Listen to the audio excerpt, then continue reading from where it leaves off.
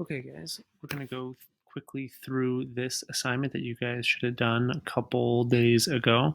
Nationalism, and national unification. So, defining what nationalism is first, and then giving some examples of it. So, first, we're actually going to go to the second page. We'll come back to this page. So, first one, we need to know what a nation is to define nationalism. So, a nation, a group of people who share a common history, culture, language, who live in the same area. So, you can really think of nations as pretty small things. I mean, in some ways, the United States is made up of many different nations, even though we're all one nation as well. You can have kind of like a Russian doll scenario. You can have a lot of little nations inside of bigger nations. So, like the state of Illinois could be its own nation in some way, or the city of Chicago and its surrounding area, the Chicagoland area, could be a nation in its own way. So nation, it has a lot of different definitions. It has a lot of different applications. But overall in this class, we're just going to be talking about countries. Okay. Now the key thing here is that usually when we're talking about countries in terms of nations, we're thinking about their culture, their ethnicity, their language, and kind of that shared history that people feel connected to each other. So that's really going to be what we talk about in this particular class. So, for example, the nation of France, they all speak, for the most part, French. They all have a similar religion, Christianity being the dominant one, Catholicism, Catholics being the dominant version of that. They all have a shared history of, French history with all the kings and the queens and all that kind of stuff. So they feel like they are French. No matter if you're from Paris, France, or Bordeaux, France, you're still French. Okay? So think of that as we think of what nationalism is. So nationalism is strong feelings of support for one's nation. Now, think of nationalism like a spectrum.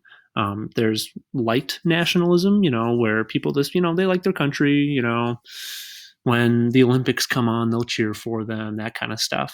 That's kind of how I bet most of you guys feel about the United States. We cheer for our country. But to really think about the more extreme versions of nationalism, we have to look maybe at something like Nazi Germany, where people gave up their sense of like individualism in sacrifice to their country because they believed so strongly in their country. They were willing to do terrible things in the name of protecting their country, even if it went against their own individual sense of right and wrong. So nationalism can be good. It can also lead to some really bad things. But let's go back to that first page now. So on this page, we see nationalism having two different effects. In map A, we see that nationalism has the effect of joining together different regions of Germany. Hanover, Brandenburg, Westphalia, Saxony, Prussia, they're all being joined together because they have a shared Germanness. They all speak German. They all have German roots and ethnicities. Okay. Now, there's a lot of differences between these areas as well, just like there's differences between Illinois and Texas and Montana and Florida. But overall, the nationalism of Germany and the nationalism of the United States joins those different areas together. In map B, we see a different effect that nationalism has. Okay. At one point, the Czechs, the Austrians, the Italians, the Serbs, the Hungarians, and the Romanians were all part of one country called Austria-Hungary. Okay, so all of those states were joined together. But they couldn't stay together because the people in that country were too different. Austrians were different than Czechs, who were different than Italians, who were different than Serbians and Hungarians and Romanians. Okay, they spoke different languages, they had different histories. So the sense of national pride didn't exist for the country of Austria-Hungary. Okay, there are many different nations inside of that country, and eventually nationalism blew up the country, it broke it apart. Okay, so hopefully that makes sense. Now, the rest of the assignment was seeing how nationalism was kind of born in Europe and how it made effects, changed Europe. So in this page, I'm not going to reread through the whole thing for you, but summarizing it, when you can see my cursor here, when France was taken over by Napoleon after the French Revolution, Napoleon went and conquered all of these other countries. Okay, so all of the bluish countries, the green ones are just allies. Okay, so the blue countries became part of France. But that's a big problem because, the French people, they were fine with it. Napoleon was French, kind of, and he ruled over France. That's fine. The French people liked that. But the Germans didn't, the Italians didn't, the Spanish didn't, the Polish people or the Danish people, they didn't like being ruled over by French people.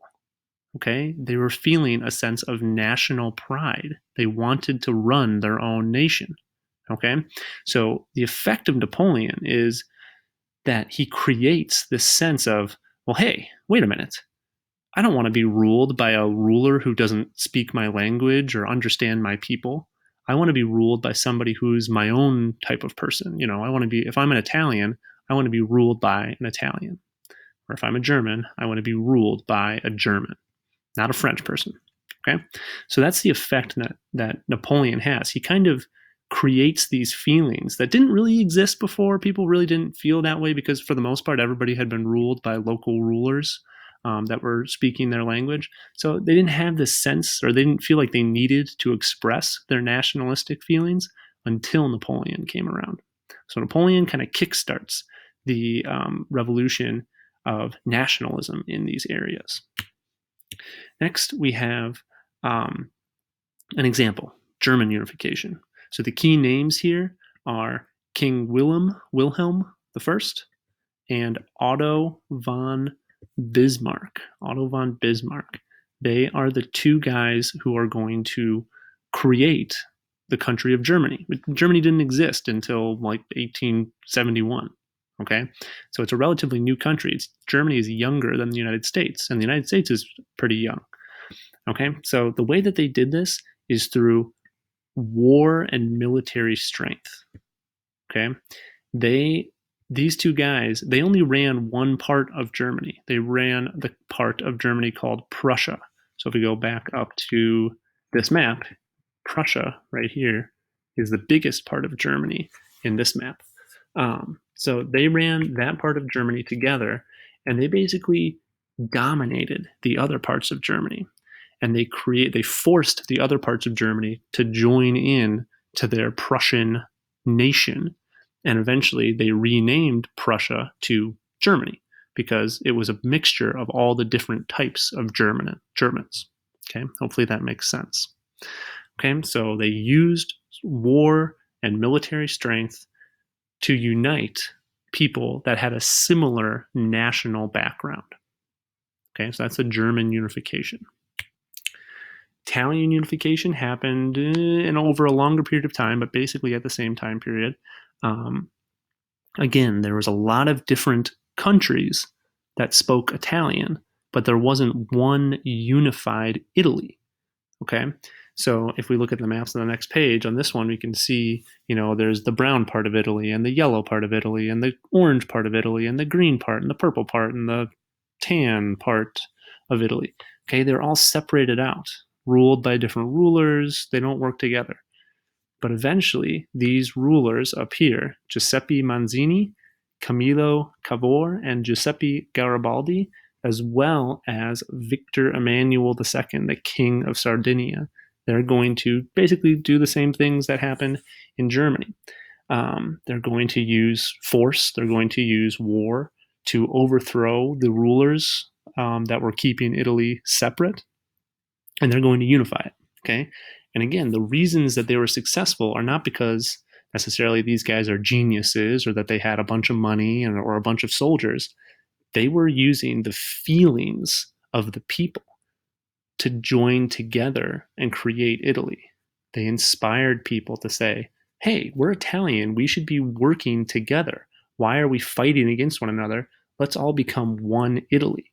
Okay, and that makes sense. If you're a country or a nation or a group of people that wants to protect themselves from other people that speak other languages or have other cultures, you want to make sure that you're as united as you can be to protect yourself the most. Okay, when Italy was all divided up, that meant the Italian people that lived in these countries were much more vulnerable or weak to being attacked from outside forces. And that happened a lot during Italian history. Okay. So hopefully this kind of overview just gives you a good sense of what's going on with nationalism, because it's important to understand our next major topic, which is going to be imperialism. Okay, see you next time.